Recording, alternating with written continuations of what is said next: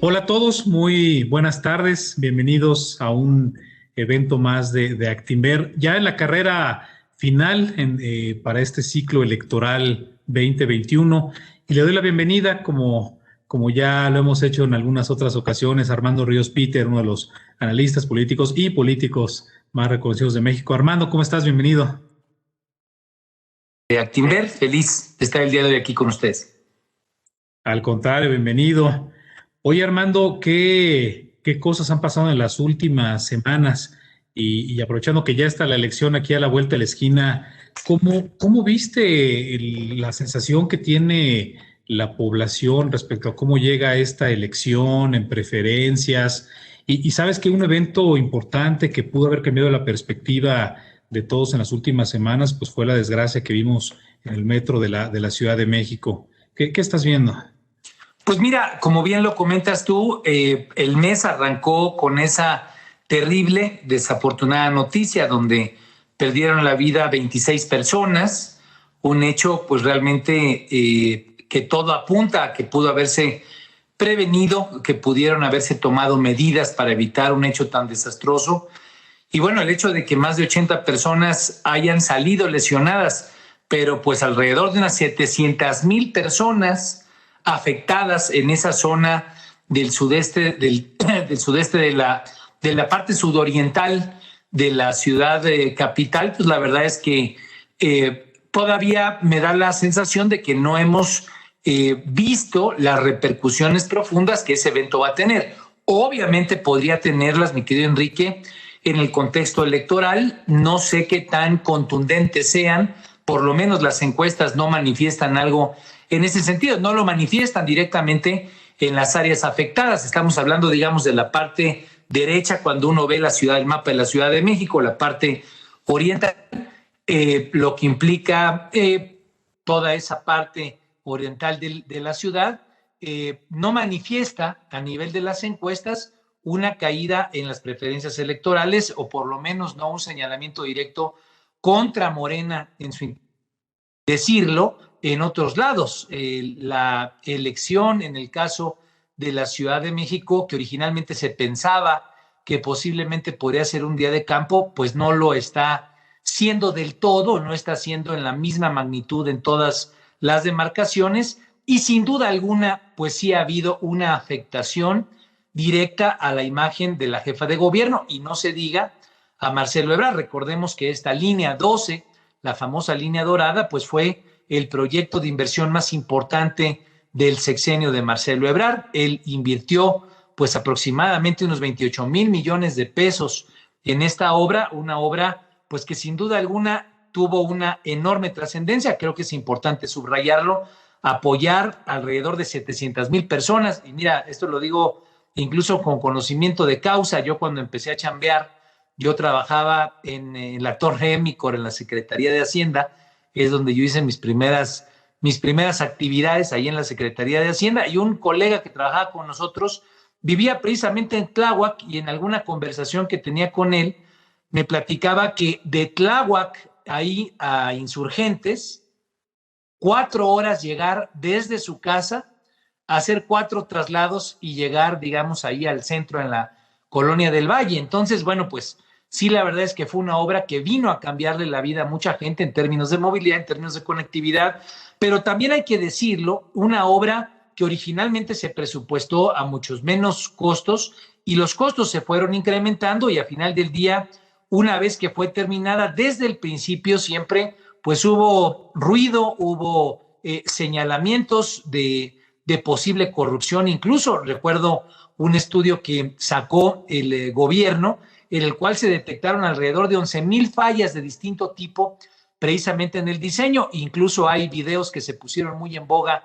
ahora que ocurrieron estos hechos, donde se recordaba la recomendación que se le había hecho al jefe de gobierno entonces, de que en lugar de que utilizara rieles, pudieran utilizarse neumáticos. Digo, cosas de ese tipo que se hicieron muy públicas después de este terrible accidente, pero que estuvieron presentes, y que además de todo, pues ha estado presente la crítica política. Recordemos que el sexenio pasado, incluso el propio Marcelo Ebrard, cuando no logra colocarse como candidato a diputado federal, pues hace la graciosa huida y se va unos añitos a Francia, se va pues a recluir un poco allá, aprovechando la nacionalidad que tiene de ese país, y se asume como un perseguido político. Obviamente alrededor de todo esto, pues un enorme ruido respecto a las deficiencias que pudo tener la línea 12 del metro. Recordemos que el propio gobierno de Mancera cerró la línea 12 del metro durante varios meses,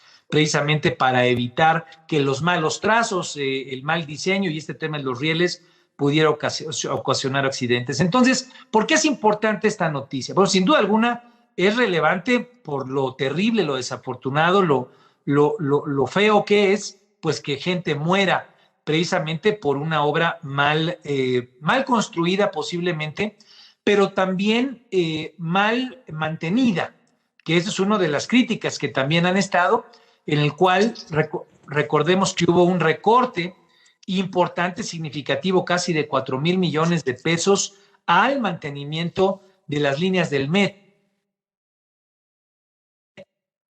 Fuerza cobra luz alrededor también de lo que pudiera ser pues fallas administrativas e incluso negligencia por parte de la actual administración. Pero ¿por qué pega duro y por qué habrá que ver qué tanto los votantes toman decisiones alrededor de esta noticia, sea en la elección del 6 de junio o es de esas noticias que se quedan ahí instaladas, que van erosionando?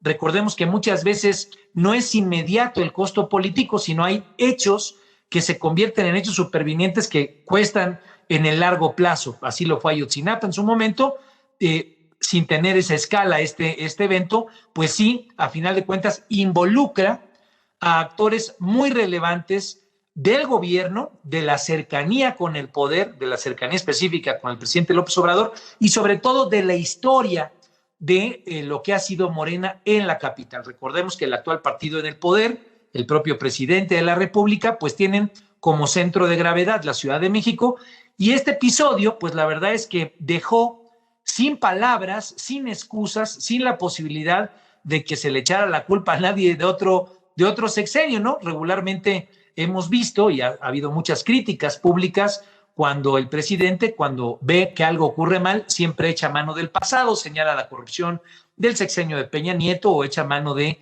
la violencia que hubo en el sexenio de Felipe Calderón. Aquí no hubo a quien echarle culpa, a final de cuentas es un espacio territorial en el que la izquierda y el actual grupo federal en el poder pues ha ocupado desde hace ya pues prácticamente 25 años. Entonces es importante subrayar que aquí seguramente quedará una marca, quedará mucho de qué hablar y que genera costos políticos y habrá narrativa alrededor respecto a dos de las principales figuras que hoy compiten por la presidencia de la República. Por un lado, Marcelo Ebrard, que sin duda alguna fue el que mayor costo en su persona tuvo. Las redes sociales en realidad tuvieron mucho mayor enfoque y se fueron más directos sobre la figura de Marcelo Ebrard. Recuerdo un reporte de Metrix que hace análisis de cómo están las redes sociales. 98% de los comentarios que hubo en aquel momento cayeron en contra de la figura de Marcelo Ebrard, pero tampoco salió bien librada Claudia Sheinbaum. ¿Por qué? Porque a final del día, pues a ella le ha tocado estos 2 años y medio estar a cargo del metro, tener la manutención, el mantenimiento del mismo. Y bueno, pues el peritaje que aún no se hace público, se quedó que habría 2 peritajes, por lo menos muchos comentarios y muchas entrevistas de ingenieros subrayaron pues que el mantenimiento podría ser una de las principales causas de este terrible accidente. Bueno, esta terrible situación, obviamente es un accidente, pero puede haber, repetimos, negligencia o corrupción. Esperemos que se haga una investigación clara, transparente. Desafortunadamente Morena no quiso que hubo en la comisión permanente una comisión especializada para analizar estos hechos. Obviamente quisieron evitar que la conformación plural de este tipo de comisiones se convirtiera pues en un espacio de golpeteo precisamente previa al proceso electoral del 6 de junio, pero el ruido ahí va a seguir, el costo político sin duda va a seguir, y pues yo creo que alguna de estas 2 figuras va a quedar severamente lastimada en la carrera presidencial. Tal vez ahorita no esté tan elevado el tono, pero sabiendo cómo funciona nuestra clase política, terminando sin duda alguna podrán subirle de volumen y querer aprovechar pues para golpear a uno o a otro. Por lo pronto, lo que te puedo decir es que quien salió peor golpeado fue el canciller y pues Claudia Sheinbaum medianamente libró un poco el tema. Habrá que estar atentos. Las encuestas, te repito, mi querido Enrique, no manifiestan una caída súbita por esta situación en las alcaldías de la parte oriental de la ciudad. Sin embargo, en la Ciudad de México sí se ven nubarrones para Morena en alcaldías como Benito Juárez. Ayer el Reforma publicaba una encuesta en la cual en la propia alcaldía de Cuauhtémoc podría ganar el PRI en alianza con el PAN. Sinceramente yo no lo creo, ahí es donde yo estoy haciendo campaña, no me creo esa encuesta que publicó Reforma, por lo menos no la veo en tierra funcionando así. Recordemos que siempre antes de que terminan los procesos electorales hay una batalla, una guerra cruel de encuestas que a final de cuentas lo que buscan cada una es jalar agua a su molino. Eso sería lo que yo te contestaría, mi querido Enrique, respecto a ese tema, específicamente respecto al asunto del metro.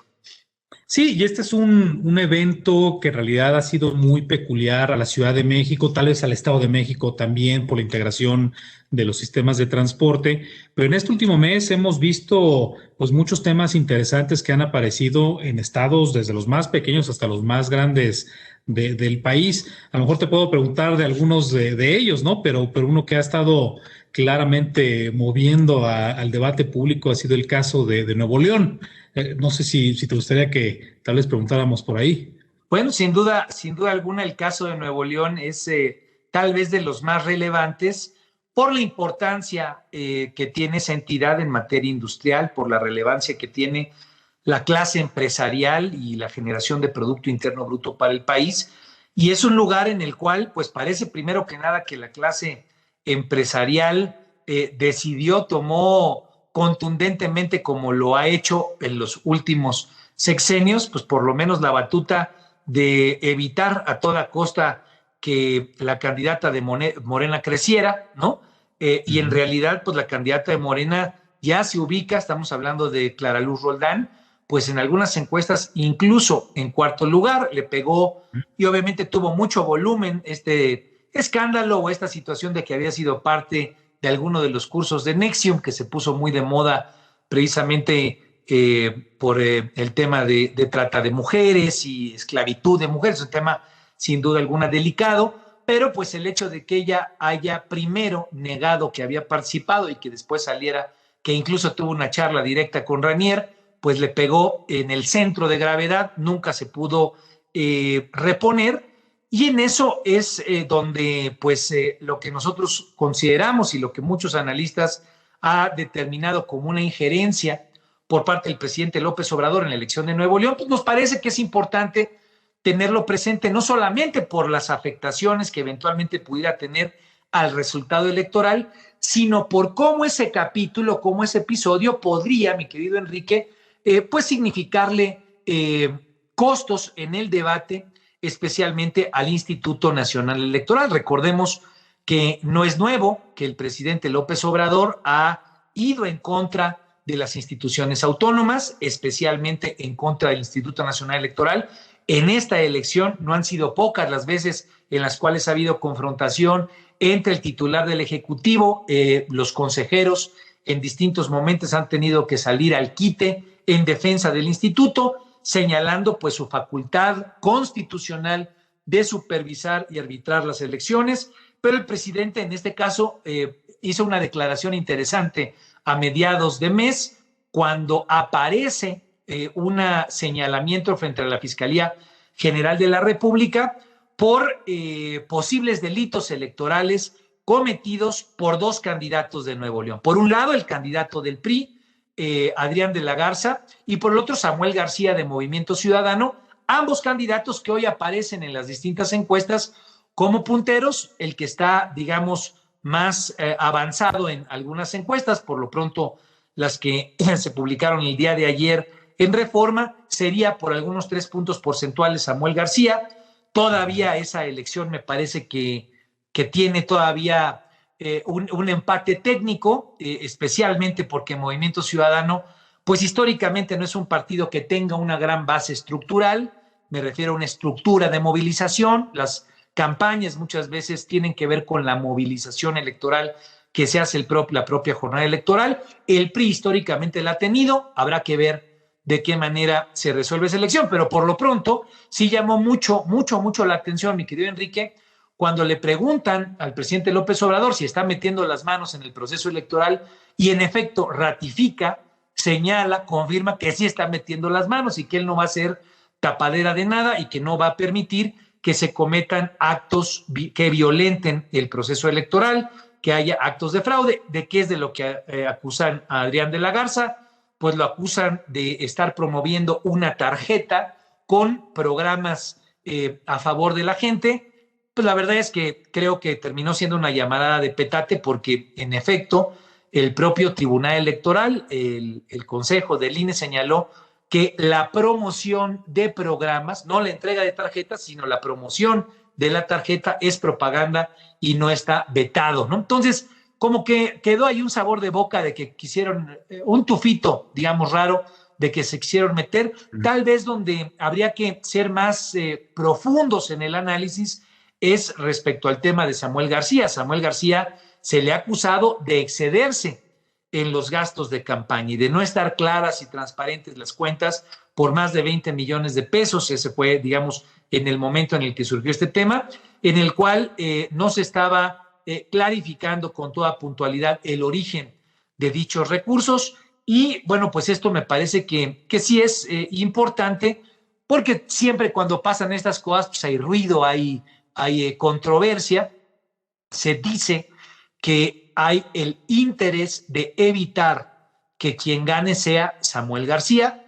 ¿Por qué razón? Recordemos que hoy el Movimiento Ciudadano ya tiene una entidad importante de la República, que es Jalisco, lo tiene gobernado por Enrique Alfaro. Se piensa que si ganara una segunda entidad de la trascendencia, de la importancia de Nuevo León, podría constituir con eso un eje pues que le generara un contrapeso importante, por lo menos visual, discursivo, organizacional, político, obviamente, y a final del día empresarial, económico, al presidente López Obrador, si es que Movimiento Ciudadano llegara a tener tanto Nuevo León como Jalisco. Solamente le faltaría, dicen algunos, la Ciudad de México como centro de gravedad importante, pero esto posiblemente constituiría para el presidente pues una suerte de afrenta, riesgo, competencia, la palabra que le guste al auditorio seguir, respecto a este nuevo partido o este partido que tendría un crecimiento sustantivo.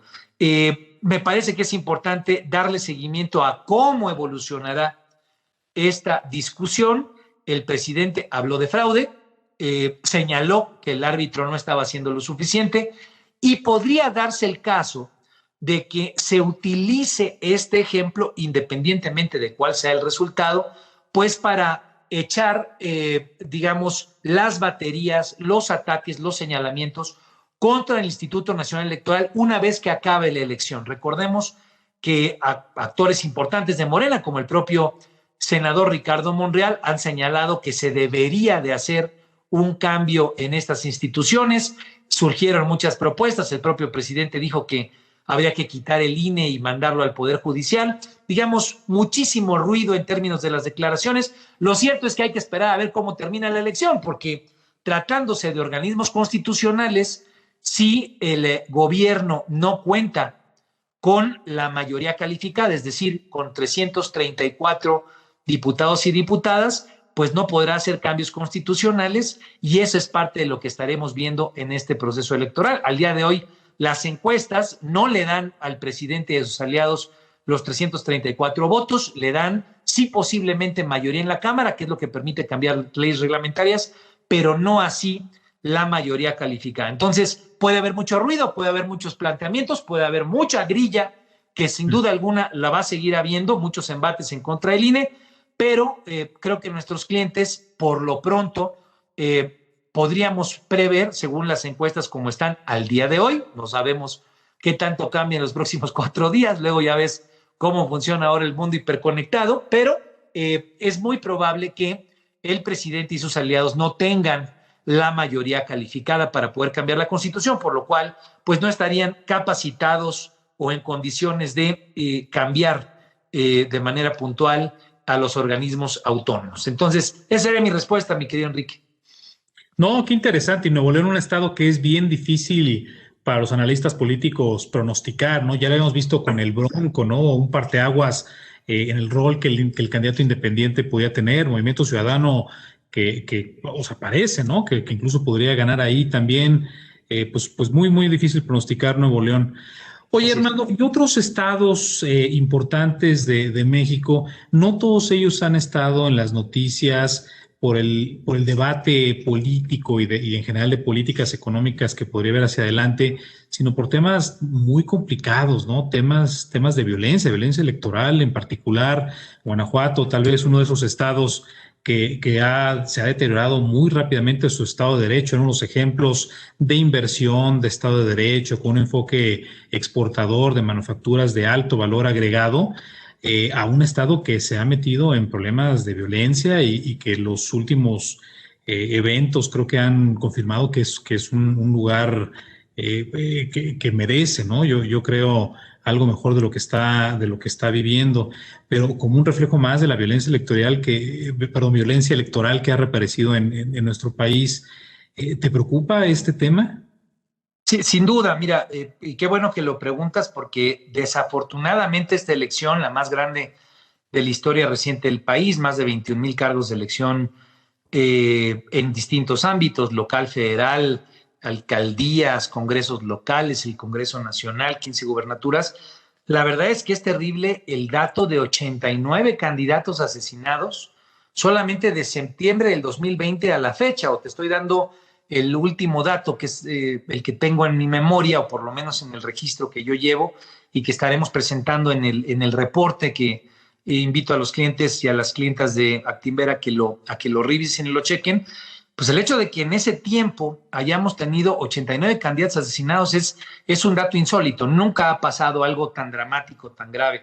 Obviamente está aparejado con la terrible situación de violencia que hay en el país. Más de 35,000 asesinatos, 35,000 homicidios ocurridos solamente el año pasado y con una tendencia claramente manteniéndose en los últimos meses, pues es obvio que haya una suerte de correlación entre la violencia que se está viviendo y pues la terrible situación que han tenido que enfrentar los candidatos y las candidatas. Dos hechos, recupero el que tú hablas de Guanajuato, que es terrible, y de hecho las imágenes que se hicieron públicas recientemente, yo veía ayer este video donde está Alma Rosa Barragán, que era candidata allí en Moroleón, Guanajuato, un lugar históricamente, por lo menos antes de los últimos 6, 8 años, pues Guanajuato era una de las joyas de la corona de la seguridad del país, con un radio de atención, de protección, de cuidado muy puntual en todos los frentes. Era un safe haven, como dicen los gringos, y se deterioró de manera dramática, especialmente por el tema del huachicol en los últimos 8 años. Pero bueno, ¿qué es lo que me interesa destacar? Este asesinato de Alma Rosa Barragán, que era candidata a alcaldesa ahí en Moroleón, Guanajuato, pues se suma a un hecho ocurrido solamente una semana previa, que fue el homicidio de Abel Murrieta González. Él era candidato en Cajeme, también por Movimiento Ciudadano. Bueno, dos hechos terribles, ¿no? Están haciendo campaña, están entregando propaganda, están pues tratando de hacer lo que hace un candidato, acercarse a la gente, y son brutalmente asesinados. Uno ahí en la esquina, digamos, entregando propaganda, y el otro en el propio acto público. Y este tipo de noticias, desafortunadamente, como decía, imperaron a lo largo de toda la campaña. Hubo muchos estudios, creo que vale la pena retomar varios de las consideraciones de cómo está el tema del crimen organizado.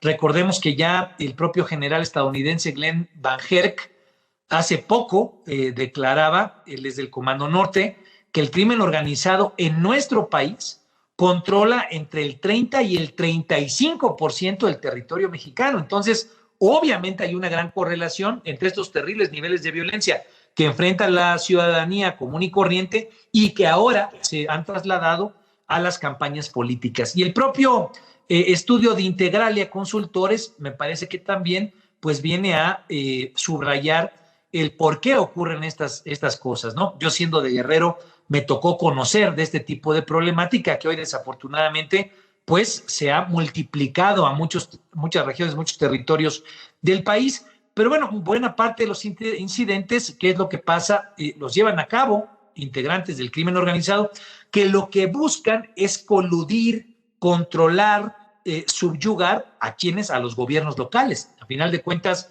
meter en cintura a un alcalde, a una alcaldesa, pues lo que permite es controlar la policía municipal, en muchos casos controlar las nóminas del municipio, los presupuestos de inversión.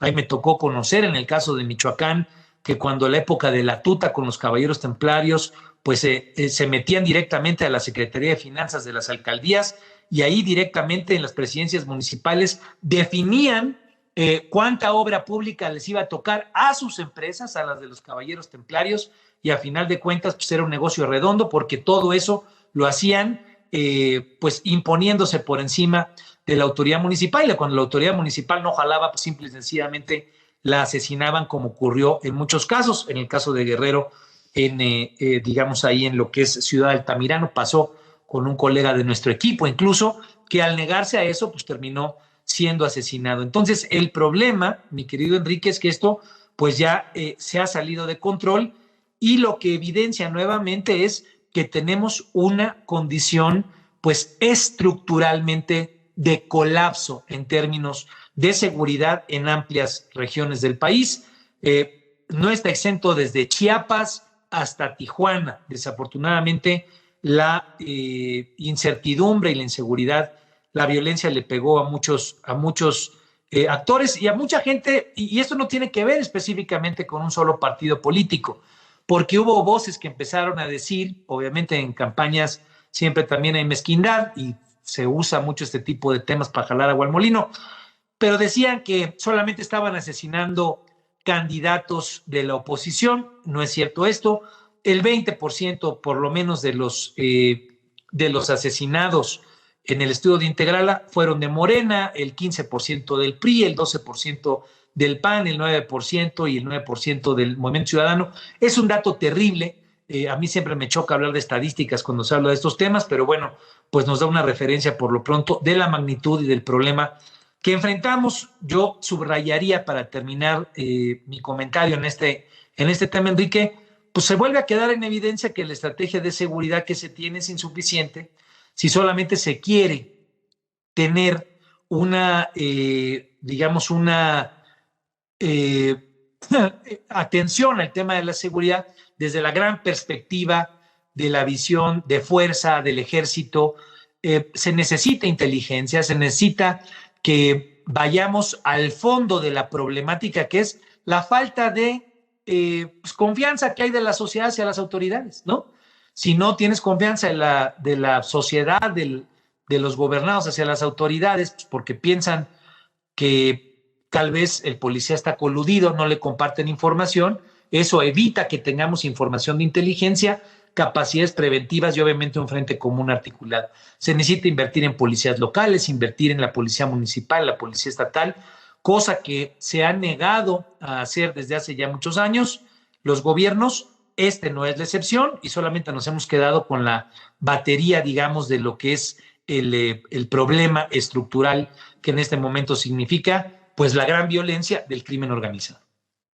Y sí, además de todos los temas que estás mencionando, una condición que no es suficiente, pero que sí es necesaria, es el del crecimiento económico, en la medida en la cual una región de México tiene pues expectativas de inversión, de empleo, de ingresos, algo puede ayudar a mejorar la situación. Insisto, no es claramente algo suficiente, pero necesario.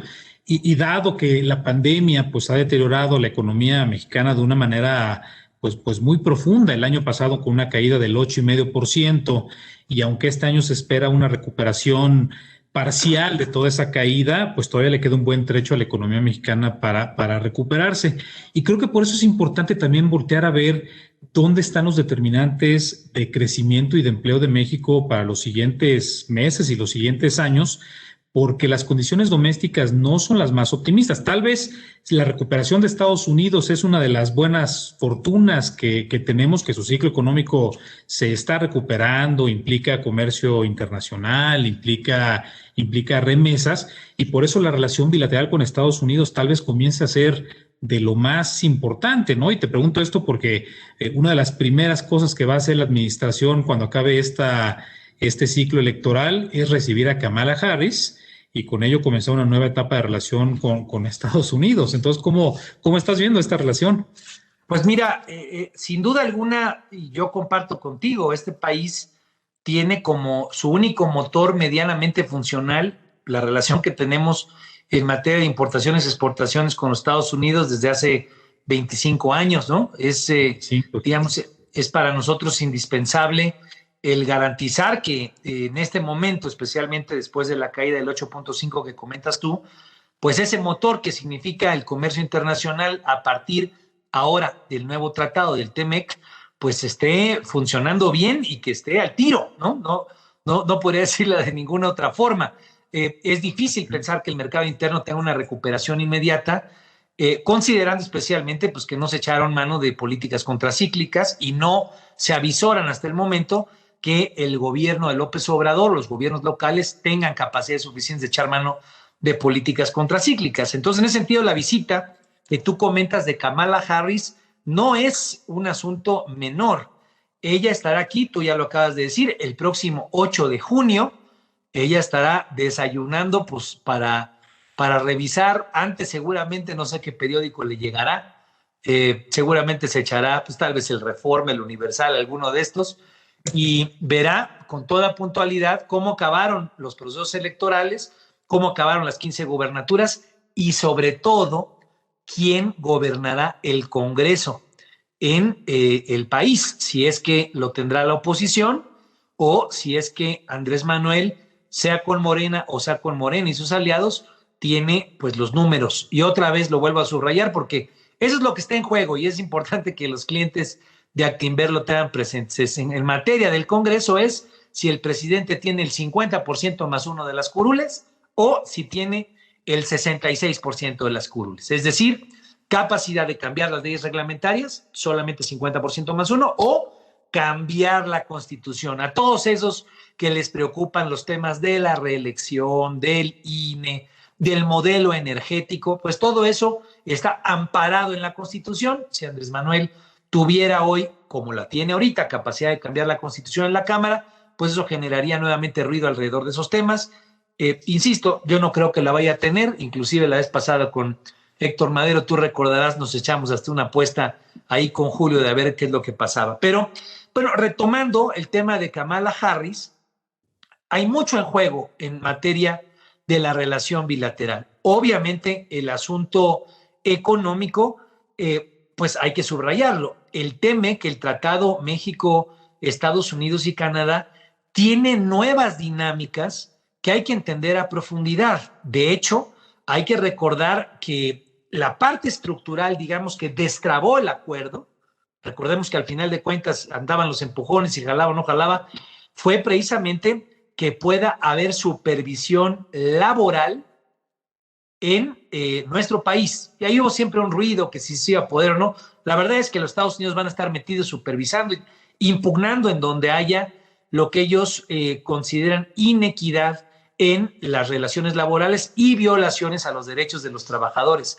Ya hubo 2 señalamientos, mi querido Enrique, tanto en Guanajuato como en Tamaulipas, por parte de las más importantes centrales obreras estadounidenses, señalando que se están violando derechos laborales y que eso genera inequidad en el pago de misma chamba, mismo trabajo entre los Estados Unidos y nuestro país. Entonces, no es menor el asunto y es un tema en el que Kamala Harris se ha especializado y yo estoy convencido que además de que le encargaron el tema migratorio, ella va a ser muy enfática como vicepresidenta en darle seguimiento a ese tema. Entonces, esperaríamos que haya conversaciones sobre ese tema, esperaríamos que haya conversaciones, obviamente, sobre el tema migratorio, sobre eso versó la última llamada que tuvieron, hay que darle seguimiento a los acuerdos, seguramente se quedará la misma barrera que tenemos en Chiapas a costa nuestra pagada con la Guardia Nacional y también habría que tener muy claro, yo estoy convencido el señalamiento ahora sí, con toda puntualidad respecto al marco energético. Recordemos que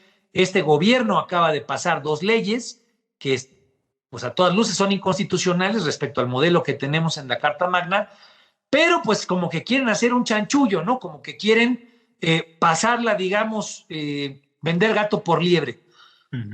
Que la Suprema Corte no se manifieste sobre esas leyes y dejarlas ahí supervivientes, por así decirlo, y que los inversionistas tengan que estarse amparando en lo individual. Entonces, es muy probable, por las voces que se han escuchado de inversionistas estadounidenses, que ese sea uno de los temas económicos que trate Kamala Harris, y no podríamos evitar, o yo creo que no se va a poder evitar, que se hable sobre el tema de seguridad, un tema en el que se piensa que no se está haciendo lo suficiente, en el que sin duda alguna el gobierno de Biden puede poner la pierna dura. Recordemos que López Obrador no lo reconoció, fue de los últimos gobiernos en reconocerlo, se fue a apoyar a Donald Trump, o fue lo que percibieron los demócratas. Entonces yo creo que la mano dura va a estar en el tema de seguridad, y pues hay ruido, hay quienes dicen, hay gossip, ¿no? Hay grilla, para decirlo así, de que pues tal vez viene también a leerle la cartilla al presidente de que no haya abusos en lo electoral, ¿no?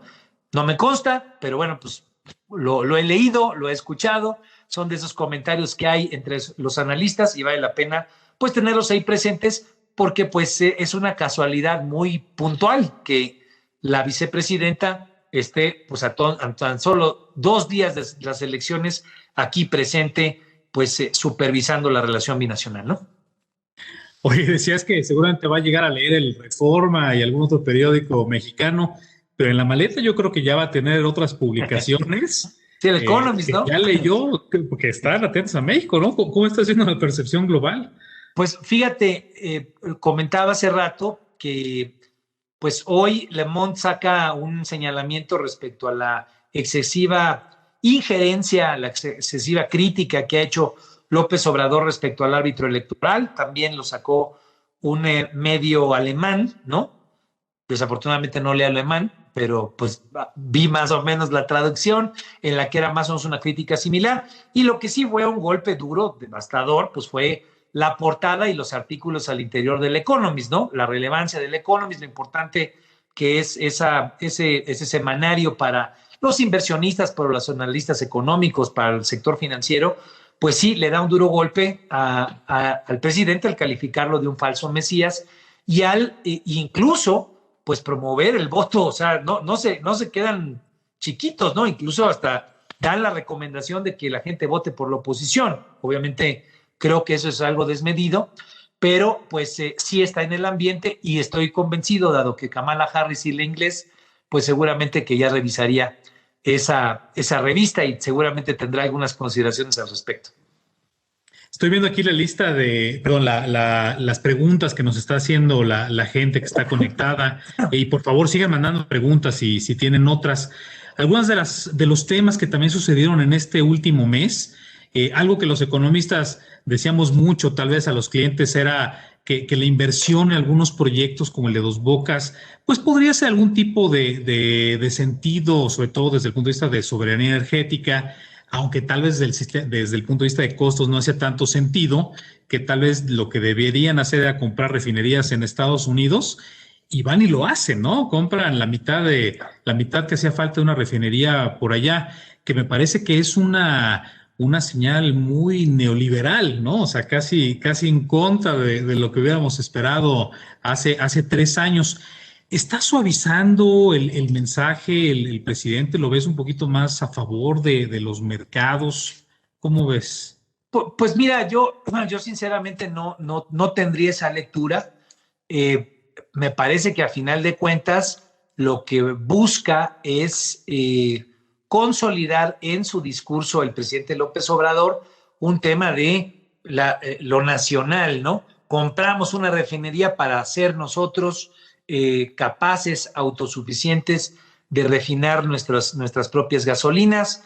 Él subrayó cuando se le criticó el endeudamiento que tiene precisamente la refinería, que se tenía de manera compartida, éramos socios con Shell en el 49-51% de la propiedad de la misma, el hecho de que se haya decidido comprar esa refinería con algunas deudas, el presidente pues contestó que esto era un gran negocio porque la refinación nos iba a permitir poder tener, digamos, ahorros y pagar lo que estábamos pagando en los próximos 3 a 4 años. Hay quienes han sido críticos de esa compra. A final de cuentas, pues es parte, digamos, de qué prioridades debe de tener el Estado. Si no tenemos recursos suficientes, qué tanto es bueno que el Estado sea el que esté refinando frente a la posibilidad de que los recursos públicos se utilicen para otras cosas, especialmente ahora que después de la pandemia es tan evidente que necesitamos fortalecer inversiones en el sistema de salud, o no se diga en el sistema educativo. A final de cuentas, el presidente me parece que toma una decisión para, pues, apalancar en su discurso el hecho de que él está cumpliendo con sus compromisos de buscar que baje el costo de la gasolina para que la parte de la refinación, haciéndole el gobierno, resulte que el precio caiga. Muchos economistas pues no están de acuerdo en que la administración vaya a generar la eficiencia suficiente para bajar el costo de la gasolina, y además de todo, sabiendo que no es lo único que predetermina el costo del hidrocarburo, pues a final de cuentas lo ven más bien como como una medida política, como una llamada mercadotecnia, que como una decisión realmente contundente, y no la calificaría como una decisión neoliberal. Hay un montón de preguntas acerca de qué podríamos esperar una vez que pasen las elecciones, el lunes en la mañana. A lo mejor podemos hacer un experimento mental aquí. Claro. Parece que el escenario central es que en las dos cámaras, o sea, no hay elecciones en la Cámara Alta, pero en su conjunto, que Morena y su coalición va a llevarse entre 50 y 2/3, ¿no? O sea, me parece que es un rango adecuado, es decir, suficiente para aprobar, como decías, leyes y proponer leyes nuevas, pero no suficientes para los cambios constitucionales. Si hay una sorpresa y en coalición se llevara más de 2/3 y tuviéramos que voltear a ver ahora las cámaras estatales para ver si hay más de la mitad ahí a favor de esta coalición, ¿Ahí cómo lo ves? O sea, ¿se ve probable que se lleve 17 cámaras estatales esta coalición? Mira, no lo creo. No tengo los datos de las 32 entidades. En realidad se van a elegir en 30 entidades los congresos. Ya se eligió en Coahuila y en Hidalgo, donde, por cierto, Morena no obtuvo la mayoría, la obtuvo el PRI.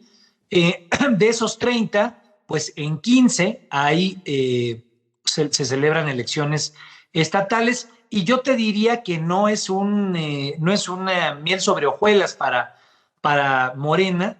Se pensaba originalmente que de 15 entidades federativas Morena podía ganar 14.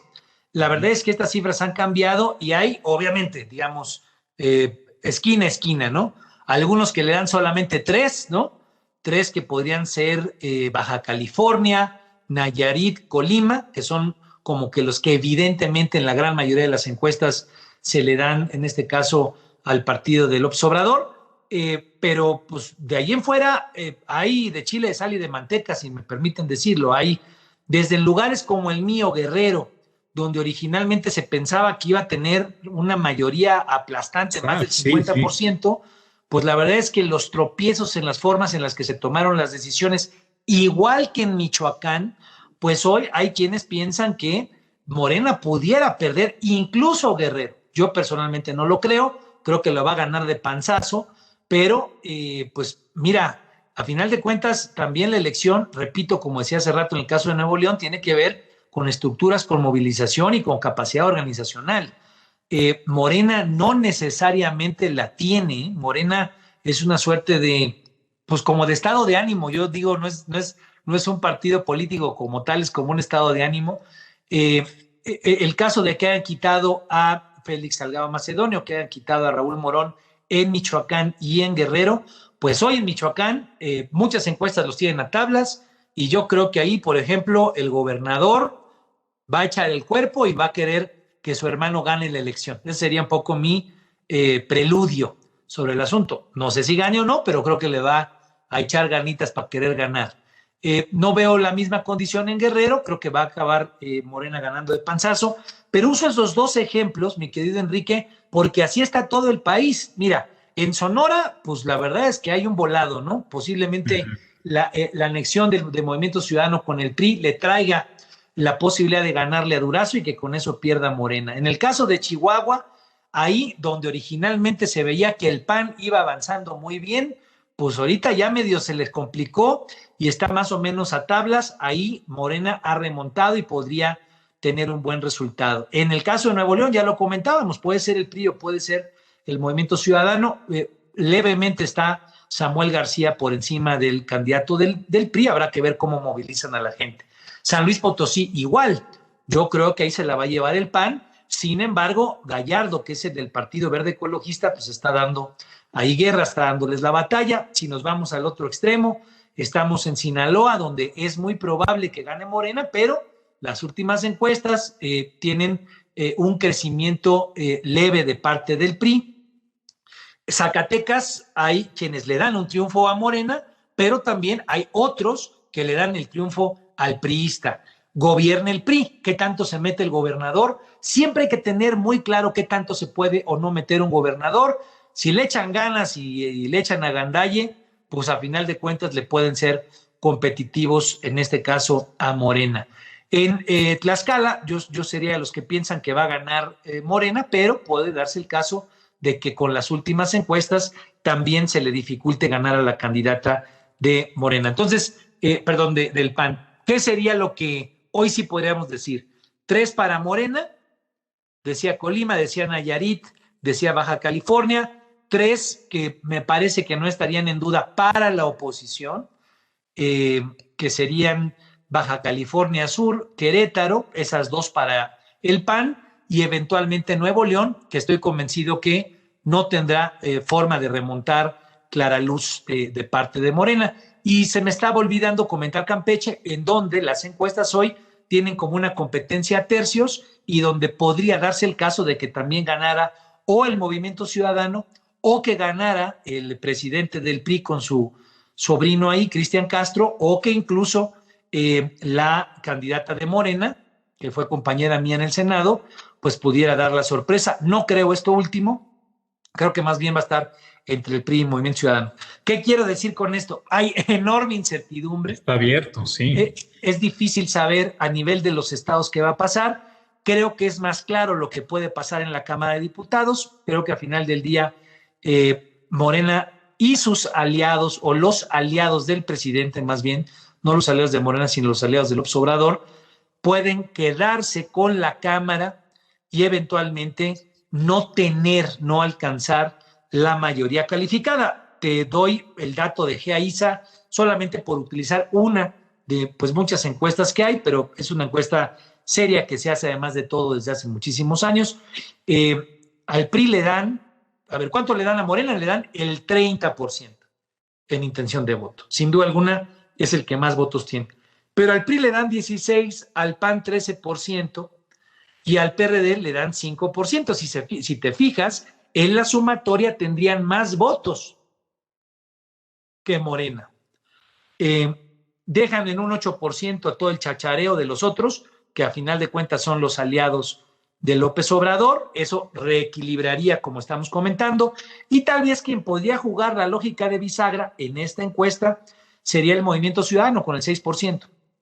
Entonces, Movimiento Ciudadano ha tenido un desempeño interesante, puede terminar con una entidad como Nuevo León, y si se le da lo de la bisagra, puede ser un gran triunfador del proceso electoral, con la crítica de que mucha gente le genera ruido que Movimiento Ciudadano se comporte como se comporta, porque su discurso es de oposición en contra de López Obrador, pero más o menos el 96% de las veces en la Cámara ha votado con López Obrador.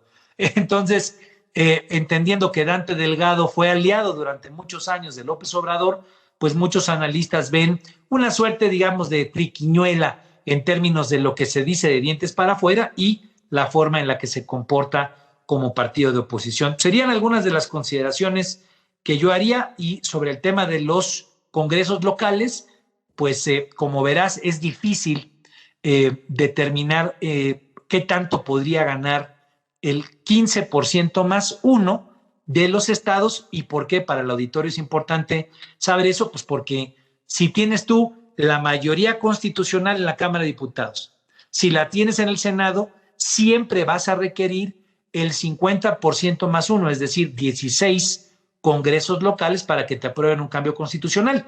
Hoy, ¿cómo están las cosas? El presidente tiene mayoría calificada en la Cámara de Diputados, no la tiene en el Senado, hay 9 senadores que son del PRI, del PAN y de Movimiento Ciudadano que no votan con él, y a final del día termina, digamos, esa condición evitando que él pueda tener mayoría calificada en el Senado, aunque sí tiene 20 congresos locales.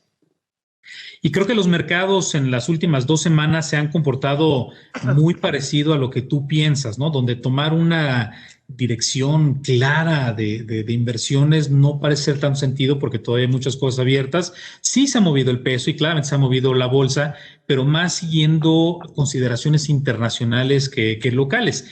Y además los grandes fondos latinoamericanos están muy al pendientes de que este domingo también hay elecciones en Perú. Coincidieron las 2 fechas, entonces México claramente es el más importante, pero hay otros aspectos también ahí que están monitoreando.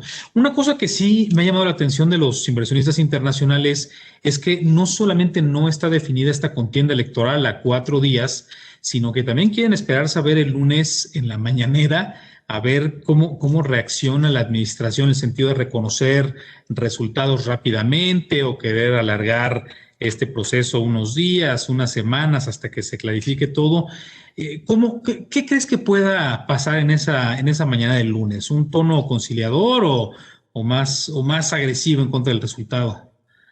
Pues mira, es especular un poco. Como yo creo que López Obrador no va a perder la Cámara, eso es lo que yo creo y me parece que es lo que más le importa a cualquier ejecutivo, sea estatal o nacional, pues a final de cuentas la gobernabilidad pasa de la relación que tengas tú con el Poder Legislativo. Yo creo que va a ser un tono medianón, ¿no? Con este presidente no se sabe porque siempre puede tener alguna frase que sea la que te saque, digamos, todas las cosas de contexto, pero puede darse el caso de que si él mantiene una mayoría que le dé gobernabilidad, como se estila decir, en la Cámara de Diputados, creo que no estará de más en la primera mañanera esperar que no haya demasiados exabruptos. Si no fuera así, si es que de pronto muchos piensan que si sale muchísima gente a votar, pues esa mayoría abrumadora, donde muchos piensan que esa gran mayoría sería gente que saldría a votar, a castigar a la actual administración, pues podría darse la sorpresa de que no gane la Cámara. Insisto, yo no veo ese escenario como el más probable, pero pues no puedo saber cuánta gente de repente dice vamos a castigar y sale. Lo que sí es un hecho es que va a haber una mayor participación que la que hemos tenido en años anteriores intermedias, porque ha ido creciendo, mi querido Enrique. La participación en las intermedias se ha ido acrecentando, entonces es previsible que en esta tengamos pues, tal vez hay quienes le apuestan un 43%, si fuera mayor a lo que hemos tenido antes sería un 47%, o sea, habrá participación, que creo que el presidente no la va a perder y esperaría yo pues un tono mesurado, y es ahí donde ocurren las especulaciones de para qué viene Kamala, ¿no? Si viene Kamala, pues si hay un tono desmesurado, pues para ver si se corrige o no. No tengo elementos para saber si así será o no. Mis contactos ya en Washington ahorita no están precisamente muy pegados a la administración de Biden, pero a final de cuentas sí habría que estar pues, muy atentos a ver el tono resultante de la reunión del martes siguiente, ¿no? Y ya nos quedan un par de minutitos, pero para permitirte que concluyas, una cosa que siempre te escucho que dicen en todos lados es todos a votar, ¿no? Te dejo la palabra para concluir, Armando, por favor. Gracias, Enrique. Sí, mira, yo digo, me parece que es una reflexión importante y qué bueno que me permitas compartirla. Yo soy un fiel creyente de que pese a que nuestras instituciones democráticas necesiten una evolución, se puedan mejorar, se puedan fortalecer, pues es un esquema en el cual por lo pronto los datos que estamos viendo nos permiten ver que hay incertidumbre, y en una democracia pues lo importante es que hay incertidumbre, ¿no? Era jodida, y perdón que sea la palabra que use, nuestra democracia cuando ya sabíamos quién iba a ganar, ¿no? Cuando sabíamos que pues el que pusiera el PRI era el que ganaba. Esa ficticia democracia ha cambiado, y con todas las, digamos, todas las mejoras que se tengan que hacer, pues por lo pronto, pues Morena empezó pensando que iba a ganar 14 de 15, y hoy podría tener en el peor de los resultados solamente 3 gobernaturas, ¿no?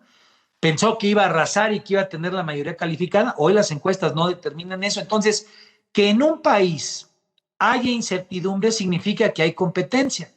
Que haya competencia significa que la sociedad ve opciones, las evalúa y eventualmente busca calificarlas. ¿Cómo las califica? Pues votando. La verdad es que lo único, estoy convencido en este momento, de una democracia que tiene muchas cosas por mejorarse, de una democracia que no se nos puede seguir quedando solamente cada 3 años, y que nada más hablemos de democracia cuando se vota, sino que tendríamos que hablar de democracia diariamente. Pues la verdad es que por lo pronto lo único que podemos hacer es salir a votar, revisar las opciones, entender la que más beneficio nos pueda generar a nuestro entender, en nuestro nivel de vida, en nuestras condiciones de perspectivas. Hay de chile, de sal y de manteca en el mercado electoral mexicano. Hay opciones para dar y tirar. Yo creo que son de más las opciones que hay, pero a final de cuentas esas opciones nos permiten poner un tachecito y decir, este me late, esta me late, o esta no me late. Entonces yo siempre invito a la gente a que vaya a votar, y espero que todos los clientes, todas las clientas de Actinver así lo hagan, y que estemos pues celebrando. Creo que es la forma en la que hay que entender las cosas, de manera optimista, que por nuestra decisión, por nuestra participación, pues podamos seguir conduciendo el rumbo del país, que con los males o los bienes que tenga es el único que tenemos, y es el único en el que debemos y podemos participar. Uy, qué gran reflexión, qué honor compartir el fuego contigo. Muchas gracias. Nos vemos ya en la segunda mitad del sexenio, la siguiente vez que hablemos. Ya. Gracias, Armando Ríos Peter. Muy buenas tardes a todos. Al contrario, Enrique, les mando un abrazote, mil gracias. Y bueno, pues nos estamos saludando. Un abrazo fuerte a todos y a todas. Hasta luego.